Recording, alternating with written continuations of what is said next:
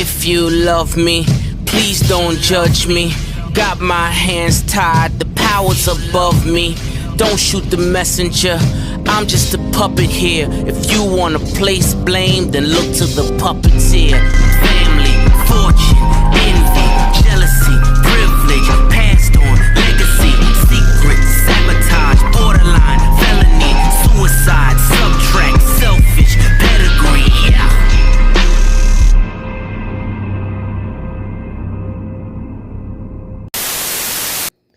How's it going, everybody? C-RadTV back here with another video. So, of course, it's time to continue on to What If NASCAR Had the F1 Points format series. So, the last part of this series, we took a look at the Xfinity /Nationwide /Busch series in the 2000s to see what would have changed or what would have stayed the same in the 2000s had NAS had the series use the F1 Points format. A couple things changed, but a lot of things stayed the same. And in this part, we're going to wrap up the Xfinity side of this What If series by taking a look at the 2010s and seeing what would happen if the Xfinity series used the F1 Points format. So, of course, under this format, I'll show the points format we're going to use for this one on screen, which is the current F1 Points format that's being used today. No, we're not doing double points for 2014 because that was a stupid and dumb gimmick. And a lot of F1 fans hated it, and they only did it for 1 year, and it was a bit of a gimmick with manufactured drama, and I'm not doing no gimmicks in this, so no gimmicks here. And for the fastest lap bonus point they did from 2019 on, I would do it. The problem is NASCAR really doesn't keep track of the fastest lap, and if they do, it's a real pain in the ass to find who had the fastest lap in every race, so that's just going to be too difficult of a process where mistakes will be really made, so I'm not going to do the fastest lap bonus point for 2019 on. So, the points format, of course, you see on the screen, that's the format we're going to use right there. And before we jump into this part, let me once again stress out that this is just a hypothetical scenario. I know everyone would have raced differently had this format been in play. This is just for fun. So now, with all that out of the way, let's go ahead and jump right into it. So the 2010 Xfinity Series Championship, it would be mainly a two-man battle for the championship between Brad Keselowski and King Leech Kyle Busch.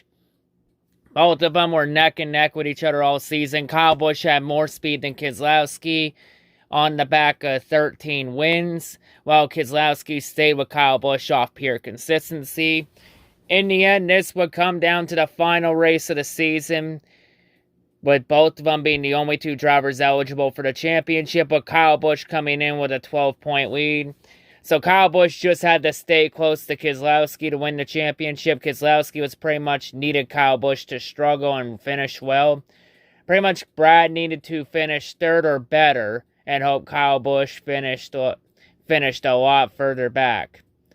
Well, in the season finale at Homestead, Kyle and Brad ran up front most of the night. In the end, Brad did what he needed to do, possibly could do to win it, to try and win the title. Keselowski would finish third in the season finale. However, Kyle Busch would go on and win the season finale at Homestead. That win would be Kyle Busch's 13th win of the year. And that would have been more than enough for Kyle Busch to win his third consecutive Xfinity Series Championship, beating Keselowski by 22 points. So yeah, I think this is really when everyone really started calling the Xfinity Series the Kyle Busch Series.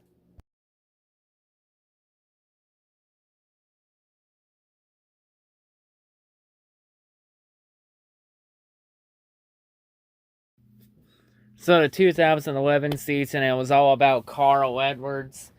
Carl Edwards was just flat out dominant and consistent and fast. Like, there was nobody on Carl Edwards' level in 2011. And Carl Edwards would run away and win his second Xfinity Series Championship in 2011. And actually, oddly enough, under the F1 points format, if you've been keeping track with the series, Carl Edwards would join Harry Gant. In 2011, Carl Edwards would join Harry Gant as the only two drivers to win both an Xfinity Championship and a Cup Series Championship in the same season, since under the F1 points format, Carl Edwards would also win his second Cup title in 2011. And of course, after this season, Carl Edwards would announce that he would no longer run an Xfinity full time, since it would be a little bit too much of a distraction. Even though under the F1 points format, it wouldn't really be a distraction since Carl would win 2 championships in one season.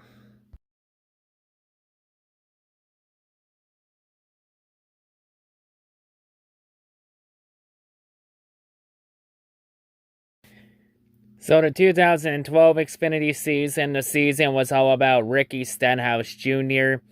He was just flat out fast and very consistent all year. He took on all the different comers and goers for challenges from other regulars and the leeches themselves.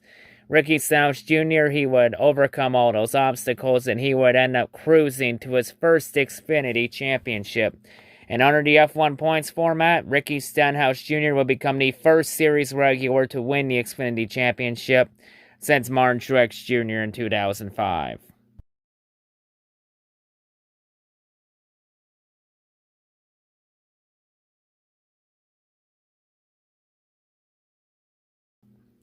In 2013, it was all about Kyle Busch and Xfinity. It was pretty much every other series that Kyle Busch was dominant in every other season. Kyle Busch is flat out fast and consistent. Just no one was on Kyle Busch's level in 2013. And Kyle Busch would easily cruise to his 4th Xfinity championship. And under this format, this would give Kyle Busch the most championships in the Xfinity series, passing Jack Ingram's mark of 30 championships.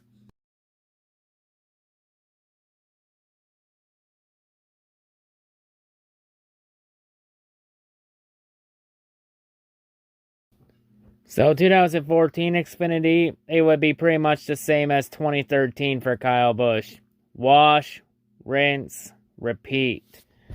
And Kyle Busch, he would easily cruise to his 5th Xfinity championship under this format.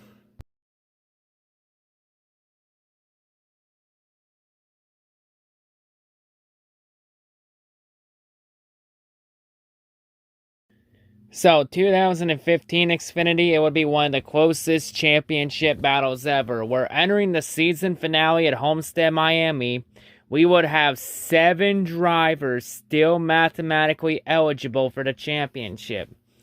And those drivers would consist of Austin Dillon, Chase Elliott, Regan Smith, Eric Jones, Ty Dillon, Chris Buescher, and Kyle Busch would still enter Homestead with a shot at the championship, despite Kyle Busch missing a third of the season after Kyle Busch broke both his legs in an Xfinity crash at Daytona to open the season. So Kyle and Chase were mainly the 2 guys head-to-head against each other. Austin was a bit of a long shot out. And then everybody else was just there. It was a really close championship battle at 07.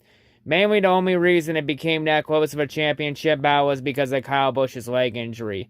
If Kyle Busch didn't break his legs at Daytona, Kyle Busch more than likely would have ran away with the championship, since once Kyle Busch came back, he went on a tear and caught right up.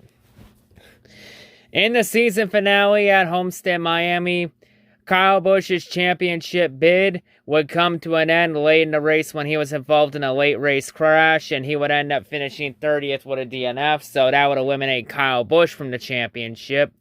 Still a great comeback, but just not enough.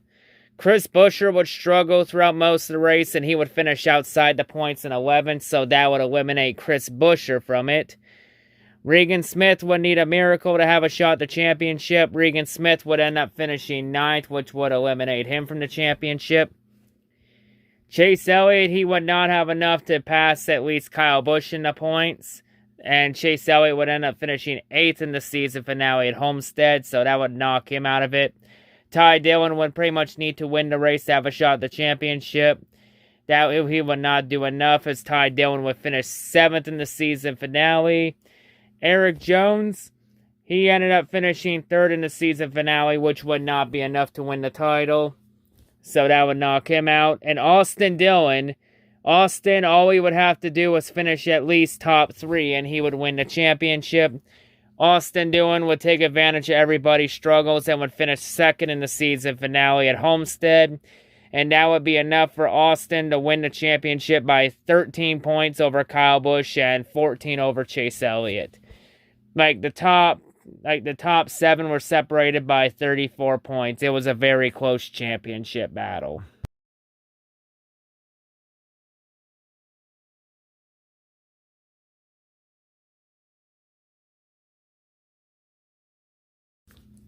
So, 2016, this was mainly a two-man battle for the championship between Daniel Suarez and Elliott Sadler. Now, Kyle Busch would be part of it too, but Kyle Busch would not run the season finale at Homestead, Miami, so Kyle Busch would be eliminated from the championship by default there. As you guessed it, the championship would come down to the final race of the season between Daniel Suarez and Elliott Sadler. Both drivers separated by 6 points. So whoever won the race would effectively win the championship. So pretty much if Suarez finished ahead of Sadler, he would win the title. Sadler, if he didn't win the race, he would need to finish at least second and have Suarez finish a couple spots behind him. So it was a very close championship between Suarez and Sadler. Both of them ran up front for majority of the race, but in the end, Suarez could not be stopped as Elliott Sadler would finish third in the season finale, while Daniel Suarez would go on to win the season finale at Homestead, Miami. And that would have been enough for Suarez to beat out Kyle Busch by 12 points, and he would have beat out Elliott Sadler by 16 points. So Suarez would still win the championship in 2016. Becoming the first Latin American champion in NASCAR history.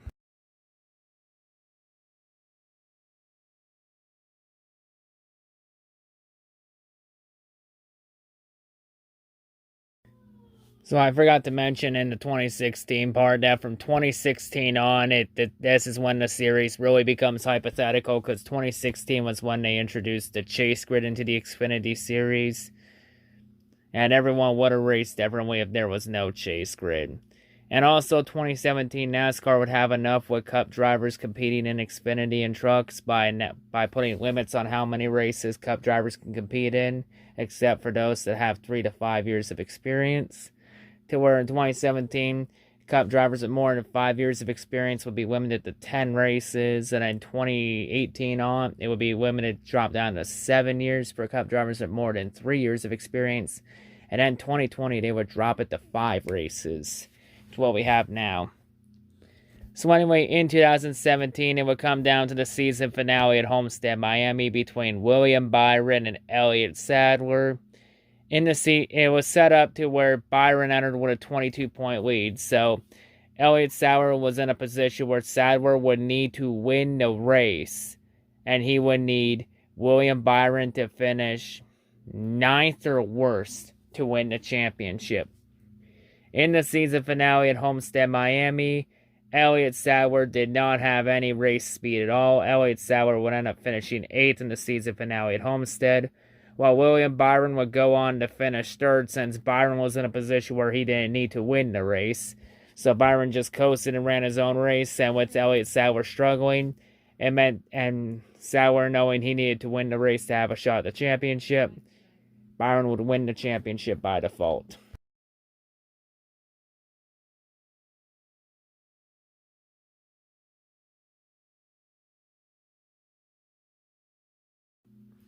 So, 2018, it would have been a close two-man battle for the championship between Justin Allgaier and Christopher Bell. Both of them were neck and neck with each other all year. This would end up coming down to the season finale at Homestead, Miami, with Christopher Bell entering with a 4-point lead over Justin Allgaier. So Allgaier would need to finish a couple spots ahead of Bell. Bell would just need to stay close with Allgaier to win the championship. In the season finale, both of them raced close with each other all night. Late in the race, though, when it looked like Bell was going to finally win the championship, Bell would end up having a flat tire late in the race, and Bell would be forced to pit late, and he would fall a lap down, finishing in 11th. But Justin Allgaier, it was setting up for Allgaier at the end to where all Allgaier had to do to win the championship was finish 7th or better to win the championship. Because if Allgaier finished 8th, the championship would end in a tie-in. Bell would have the tiebreaker with most wins. So Allgaier had to finish 7th or better to win the championship. And Justin Allgaier would do just that. He would hang on and finish 7th, which would have been enough for Allgaier to edge out Christopher Bell for the 2018 Xfinity Championship by just 2 points. So under the F1 points format, Justin Allgaier would finally win that championship that has eluded him his entire career. And under this format, Allgaier would finally catch a fucking break.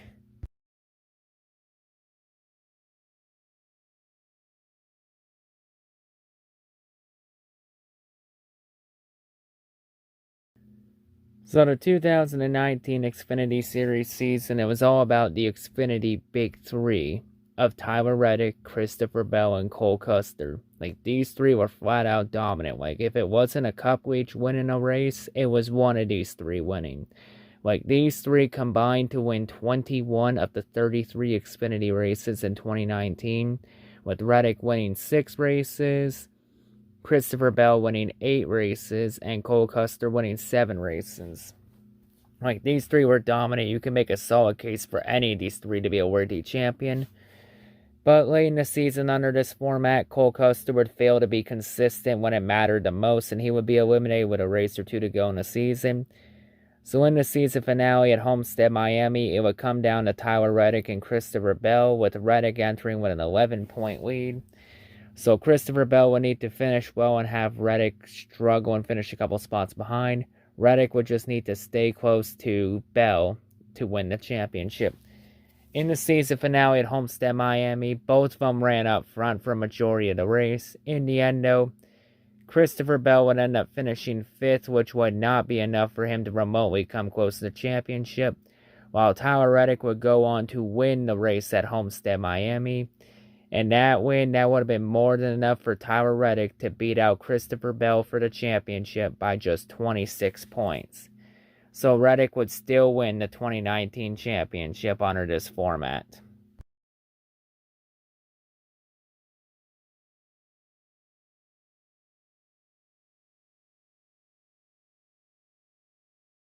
But yeah, anyway, that's going to wrap it up here for this part. And this is actually going to wrap it up for the Xfinity side of this What If series.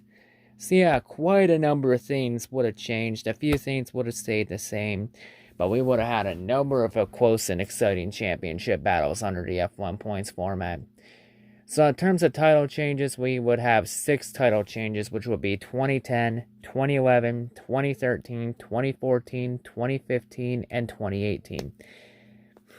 And we would have 6 championship battles go down to the season finale at Homestead, Miami, with 2010, 2015, 2016, 2017, 2018, and 2019. So yeah, there would have been some great exciting moments that would have happened under this format. And we would have a couple Leach championships, because you would have Kyle Busch 2011, Kyle Busch 2010, Carl Edwards 2011, Kyle Busch 2013 and 2014, and then Austin Dillon 2015. So you would have 5 Leach championships.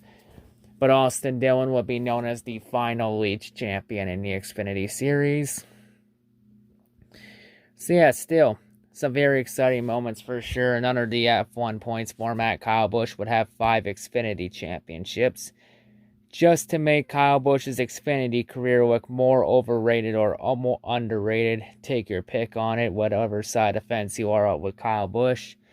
I think if Kyle Busch had 5 championships under the Xfinity points, under the F1 points format in Xfinity, and combined out as 2 Cup titles, well, I'm not going to go much more in detail with Kyle Busch until we check out the Truck Series first, since we're going to do the Truck Series side of this What If series next.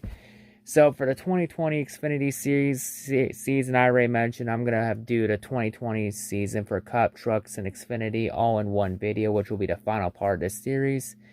So yeah, just stay tuned on that.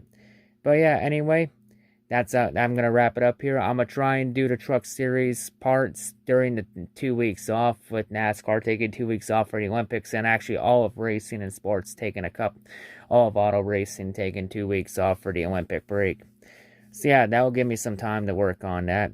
But yeah, anyway, that's going to wrap it up here. That's all I gotta say. I'll see you all in whatever I make next. Peace.